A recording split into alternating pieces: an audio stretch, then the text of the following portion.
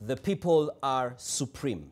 This is the indication given by President William Ruto as he finally conceded to demands by the public and declined to sign the controversial Finance Bill of 2024.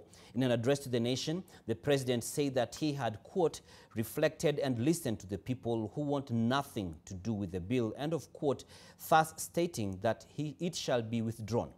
The president, however, mentioned that some development projects will have to take a backseat, even as he called on the public to discuss the way forward. Ibrahim Karanja reports.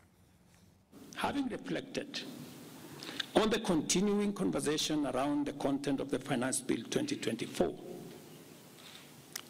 and listening keenly to the people of Kenya who have said loudly that they want nothing to do with this Finance Bill 2024, I concede, and therefore I will not sign the 2024 Finance Bill. The presidential pronouncement that stamped the power of the people. After weeks of growing revolt against the controversial Finance Bill of 2024, and following 3 days of nationwide protests against the bill that culminated in Tuesday's invasion of Kenya's parliament buildings, the head of state heeded to the call, making an about-turn never seen before. It is necessary for us to have a conversation as a nation going forward. How do we manage the affairs of the country together? How do we manage our debt situation together? How do we work on the budget with the deficits that now exist together? And as I committed last Sunday, I will be proposing an engagement with the young people of our nation. This being a new record, especially coming at the height of arrogance and defiance by members of parliament allied to his Kenya Kwanza alliance, who went on to pass the bill despite the deafening protests.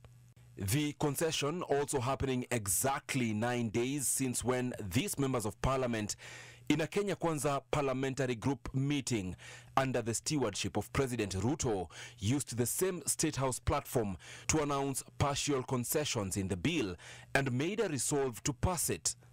But Wednesday, Ruto said he had listened to the people.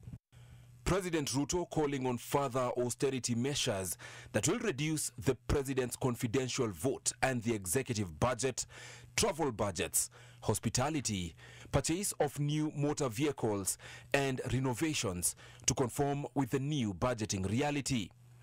He also mentioned that some government projects will have to be cancelled or suspended, mentioning that the bill had intended to raise the fertilizer subsidy by a further 10 billion shillings, employment of 46,000 JSS teachers using 18 billion shillings, 6 billion shillings for the universal health coverage, 14.5 billion shillings on last mile connectivity, and offsetting debts in the coffee sector, the sugar sector, and the milk sector. Minus the finance bill, it means that some of the development programs amounting to 200 billion shillings, we will have to cut down, to delay them. They will have to wait, some of them, for next year. We will try it again. We will try next year to find some money.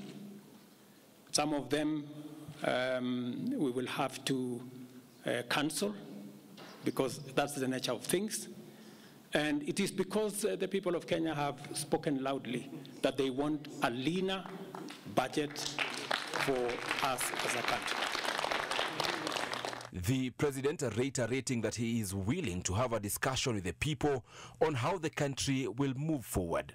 The president's concession coming only hours before the planned resumption of protests, and the head of state may have hoped to contain the worsening of an already dire situation, but whether that has had the desired effect will only be ascertained on Thursday.